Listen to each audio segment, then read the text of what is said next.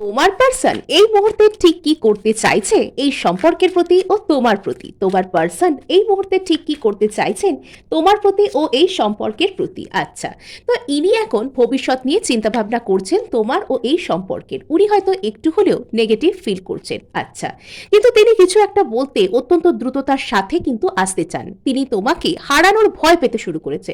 তিনি ভাবছেন তিনি এখনই যদি তোমার কাছে না আসেন তাহলে তিনি হয়তো তোমাকে চিরতরে হারিয়ে ফেলবেন। সেই চিন্তাভাবনা থেকে তিনি হয়তো তোমার কাছে আসার জন্য একটা চিন্তাভাবনা নিচ্ছেন। আচ্ছা, তিনি প্রথমে তোমার কাছে এসে কোনো বন্ধুত্ব সুলভ অফার এখানে করতে চান।